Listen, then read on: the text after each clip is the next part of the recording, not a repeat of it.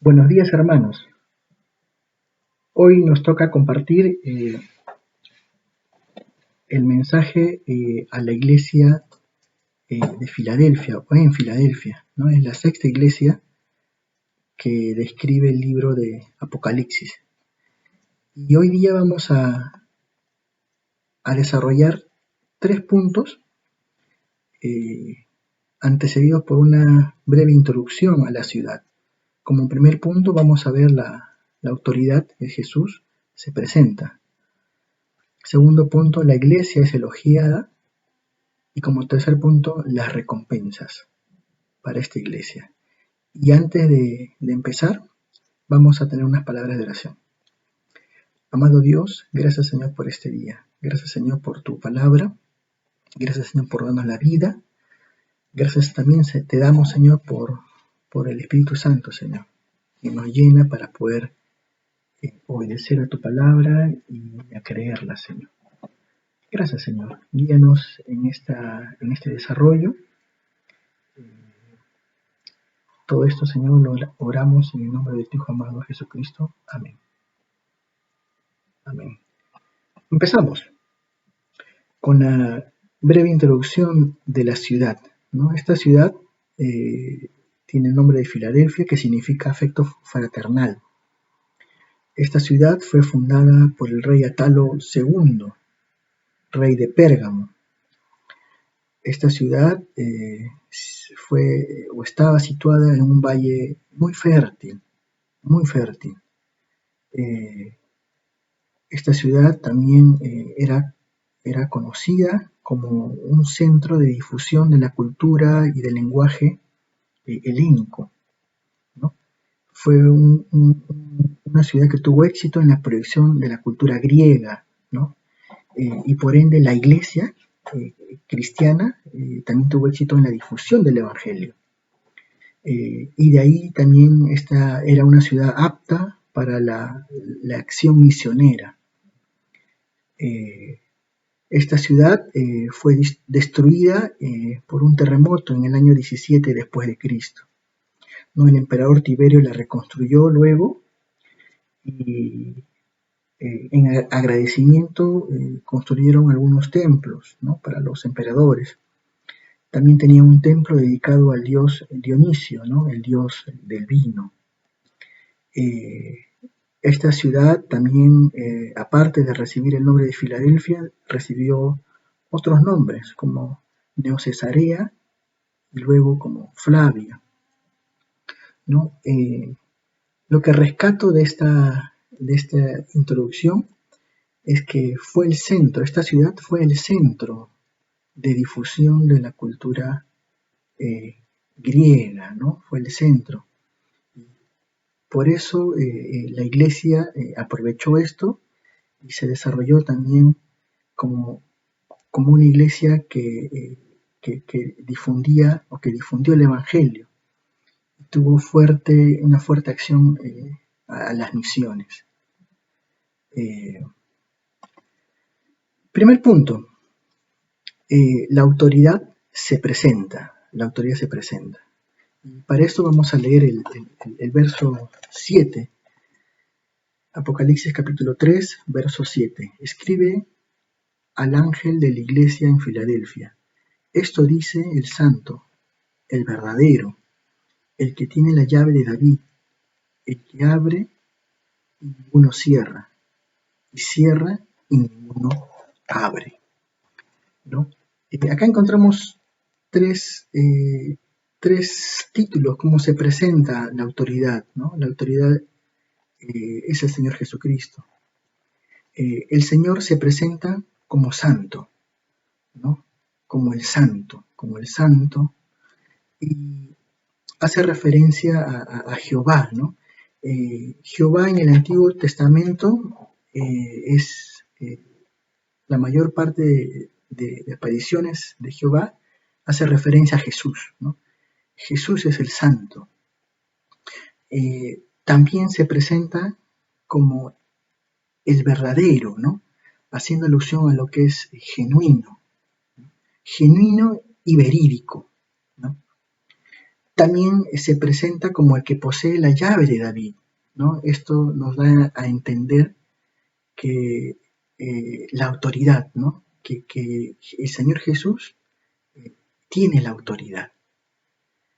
Cristo tiene el supremo poder y la autoridad en el reino, ¿no? En el reino de Dios, ¿no? La autoridad se presenta, acá no hay otra autoridad humana, no hay otra autoridad fuera de Jesucristo, ¿no? El santo, el verdadero y el que posee la llave de David, ¿no? Es una autoridad divina, es una autoridad con poder, con poder. Segundo punto, y para eso quiero leer el verso 8. El verso 8 va a decir, yo conozco tus obras, he aquí, he puesto delante de ti una puerta abierta, la cual nadie puede cerrar, porque aunque tienes poca fuerza, has guardado mi palabra y no has negado mi nombre. Aquí, hermanos, encontramos algunos puntos interesantes, ¿no? La iglesia es elogiada, ¿no? El primer punto, yo conozco. El Señor va a decir, yo conozco, en el verso 8, yo conozco tus obras, ¿no? El Señor lo sabe todo, hermanos, ¿no? A Él nada se le escapa, a Él no le podemos sorprender. Y la frase he aquí señala admiración, ¿no? He aquí, ¿no? Nos está señalando que esta era una iglesia admirada, ¿no? Admirada, ¿por qué? Porque el Señor la conoce, ¿no? La conoce. También nos señala este versículo sobre una puerta abierta, ¿no? El texto va a decir, he puesto delante de ti una puerta abierta, la cual nadie puede cerrar, la que nadie puede cerrar, ¿no? Esta puerta abierta nos señala el Evangelio, ¿no? Esta iglesia tenía una puerta abierta que era el Evangelio. Este Evangelio fue difundido por la iglesia en Filadelfia, porque tenía algunos elementos que tal vez otras iglesias en otras ciudades no tenían, como era pues la Pax Romana, ¿no? Era un tiempo de estabilidad gracias al Imperio Romano. Habían carreteras, el Imperio Romano había construido muchas carreteras, y también la difusión del idioma griego como un idioma común, ¿no? en todo el imperio, ¿no? Era una oportunidad única para alumbrar, para impactar, ¿no? Para alumbrar y para impactar. También el texto dice que nadie puede cerrar esta puerta, nadie la puede cerrar. Y nos habla de que esta iglesia en Filadelfia tenía muchos adversarios, ¿no? Había oposición de judíos que residían en esta ciudad, ¿no? ¿Qué más vemos? Que era una puerta que Dios conoce, lo conoce todo, era una puerta abierta, haciendo alusión a la gran oportunidad para alumbrar con el Evangelio a toda esta región, y encontramos que era otra característica, ¿no? Como Dios elogia esta iglesia, dice que es una iglesia con poca fuerza. El texto va a decir, porque aunque tienes poca fuerza, has guardado mi palabra, ¿no? Poca fuerza hace alusión a que era una iglesia tal vez un poco con pocos miembros, ¿no? Con pocos recursos, una iglesia débil en el sentido de una iglesia con pocos recursos. Va a decir que a pesar de eso, acá viene el elogio, a pesar de ser una iglesia de pocos miembros, con pocos recursos, va a elogiar diciendo que has guardado, ¿no? Has guardado. La idea acá es que has resguardado, ¿no? Como quien protege algo, ¿no? Y ahí he puesto justamente la imagen de una torre de vigilancia, ¿no? puede ser de una empresa o, bueno, aunque yo busqué esta figura, la torre de vigilancia de una cárcel, ¿no? Entonces, cuando acá el texto dice que has guardado, tiene esa idea, ¿no? Como quien protege a algo, ¿no? Protege algo. También va a decir el texto en este verso 8 que no has negado, no has negado, no has negado mi nombre, ¿no? Cuando acá la palabra dice que no has negado, tiene idea que no has renegado, no has rechazado, en medio de la oposición, ¿no? Te has mantenido fiel, ¿no? A pesar de tener poca fuerza, ¿no? Y cuando acá dice mi nombre, no has negado mi nombre tiene la connotación de mi causa, ¿no? Mi causa, no has negado mi causa o no has rechazado mi causa. Qué interesante, ¿no? Que la iglesia, el elogio a esta iglesia, ¿no? El elogio de que, como hemos visto, es una iglesia admirada, ¿no? Admirada. Es una iglesia que tiene una puerta abierta, o sea, una gran oportunidad, porque era una iglesia situada en esta ciudad de Filadelfia, que era el centro de difusión, no solamente de la cultura griega, sino del Evangelio y las misiones. Y también se nos dice que a pesar de que era una iglesia con poca fuerza, una iglesia entre comillas débil, era una iglesia que había resguardado, como quien protege a un prisionero para que no se escape, había guardado eh, la palabra y no ha negado la causa de Jesucristo. Y después de este elogio encontramos las recompensas en el verso 9 y 10, las primeras recompensas. Vamos a leer el texto. Verso 9 y verso 10. He aquí, yo entrego de la sinagoga de Satanás a los que se dicen ser judíos, no lo son, sino que mienten. He aquí, yo haré que vengan y se postren a tus pies y te reconozcan que yo te he amado. Por cuanto has guardado la palabra de mi paciencia, yo también te guardaré de la hora de la prueba, que ha de venir sobre el mundo entero, para probar a los que moran sobre la tierra. Las recompensas, hermanos. Vamos a empezar por dos recompensas, ¿no? El texto va a decir que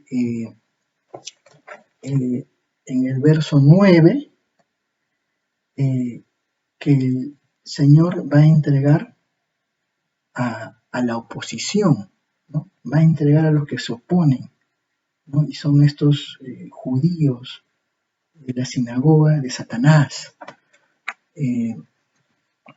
Esto nos habla de que la iglesia va a prevalecer y va a conquistar, ¿no? No va a decaer y no va a ser conquistada, sino va a prevalecer y conquistar. En contraste con lo que vimos en el verso 7, ¿no? En el verso 7 se nos dice que el Señor Jesús es verdadero, ¿no? Se nos dice que es verdadero, pero en contraste con lo verdadero, encontramos en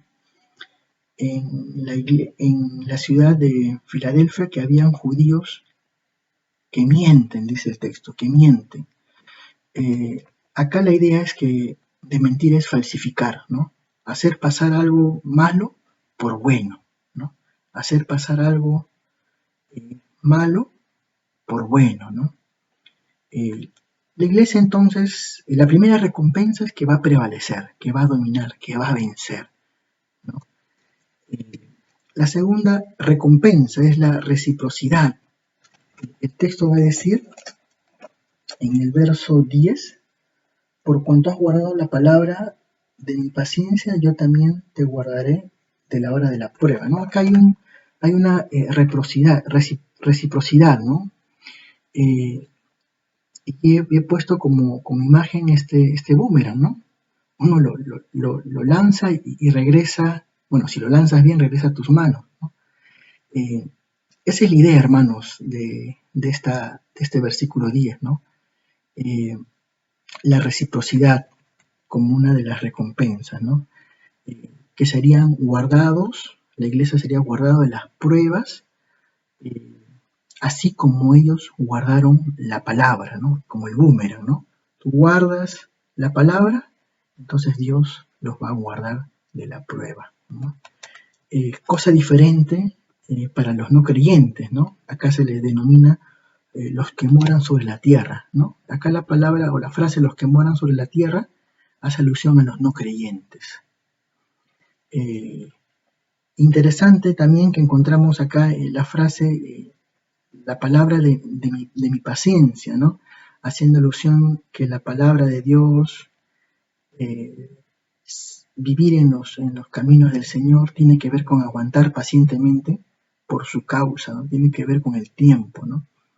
Y esto nos enseña, hermanos, que hay veces van a haber tiempos de crisis, y lo que nos corresponde a nosotros es guardar la palabra, ¿no? Guardar la palabra para que en tiempos de prueba, de crisis, el Señor nos guarde también, ¿no? Nos guarde también. Entonces, la segunda recompensa nos habla de reciprocidad. Nos va a guardar. ¿De qué nos va a guardar? En un sentido general, de tiempo de crisis, y tal vez en algo específico del drama del juicio, ¿no? Para los que moran sobre la tierra, para los no creyentes, ¿no? De la tribulación, y para algunos comentaristas, ellos van a decir que nos va a guardar de la gran tribulación, ¿no? De la gran tribulación. Encontramos también, hermanos, otras dos recompensas en el verso 12. El verso 12 lo leo, dice: al que venciere, yo lo haré columna en el templo de mi Dios, y nunca más saldrá de allí. Y escribiré sobre él el nombre de mi Dios, y el nombre de la ciudad de mi Dios, la nueva Jerusalén, la cual desciende del cielo de mi Dios, y mi nombre nuevo. Aquí encontramos otras dos recompensas. Ser columna. Ser columna, dice el texto, ¿no? Y esto nos habla de que el cristiano es piedra viva. Pedro ya lo va a decir en el Nuevo Testamento, ¿no? Interesante, ¿no? Porque en esta ciudad fue destruida por un terremoto en el año 17 después de Cristo, ¿no? Y habla de que el que se mantiene, el que venciere, dice, lo haré columna, ¿no? Lo haré columna. Tiene el sentido de que va a ser estable y va a tener seguridad ante cualquier terremoto o crisis, ¿no? Ante cualquier terremoto o crisis, ¿no? Otra de las recompensas se menciona como los tres nombres, ¿no? En esta columna voy a decir el verso 12, y escribiré sobre él el nombre de mi Dios, y el nombre de la ciudad de mi Dios, la nueva Jerusalén, y mi nombre nuevo, ¿no? Y mi nombre nuevo, ¿no? Que es el nombre de Jesucristo. Y esto tiene la idea, hermanos, de honrar, de dar identidad, ¿no? Y ahí la figura que he puesto es del museo italiano que está en el centro de Lima, ¿no? Y este museo, en la parte superior, ¿no? La entrada tiene una placa, ¿no? Una placa que indica que este museo fue donado por los residentes acá en Perú, italianos, ¿no? En conmemoración de los 100 años de la independencia del Perú, ¿no? Y esa es la idea, que cuando uno pone una placa, eh, está dando honor, ¿no?, a quien hizo este donativo, ¿no? Y el Señor Jesús va a decir que sobre nosotros, sobre los que vencieren, va a poner su placa, ¿no? Va a poner su placa, ¿no? Y no solamente eso, hermano, sino va a decir que Él pondrá el nuevo nombre de Cristo, ¿no? El nuevo nombre de Cristo, ¿no? Cuando hablamos de nombre hablamos de su persona, ¿no? De su carácter, de su poder, de su carácter y su poder. ¿Qué nos enseña esto, hermanos? Esta iglesia de Filadelfia en verdad me hizo recordar a nuestra iglesia, ¿no? En algunos aspectos. Y yo creo que nos enseña que tenemos que ser una iglesia que arriesgue, ¿no?, a evangelizar, ¿no?, a servir, a hacer testimonio, una iglesia a conquistar. Va a haber oposición, obstáculos, hermanos, en la vida cristiana, pero Dios nos está enseñando con este mensaje a esta iglesia, que hay recompensas, ¿no? Que hay recompensas. No solamente hay elogios, sino hay recompensas, ¿no? Somos tal vez una iglesia pequeña, con poca fuerza, tal vez pocos miembros, pero tenemos una gran oportunidad. Tenemos una gran oportunidad. Seremos tal vez pequeños, débiles en la carne, pero en Cristo somos ricos y valiosos en espíritu. Yo le animo a que pueda meditar en lo que hemos hoy día compartido, y concluyo con la última parte del texto, verso 13, dice: el que tiene oído, oiga lo que el Espíritu dice a las iglesias. ¿No? Vamos a orar. Amado Dios, gracias, Señor, por este día. Gracias, Señor, porque tú te presentas, Señor, como nuestro Dios, como un Dios que nos quiere transformar, Señor. Gracias por este mensaje, gracias por tu palabra, gracias, Señor, porque tenemos una gran oportunidad, Señor. Nos has situado en un tiempo y en un lugar, Señor, de la historia de la humanidad, Señor. Tenemos tantas, Señor, herramientas, Señor, a nuestra disposición. Y sobre todo la principal, que es tu Espíritu Santo, Señor, para poder difundir el Evangelio, Señor. Ayuda a cada hermano, Señor. Ayúdame a mí.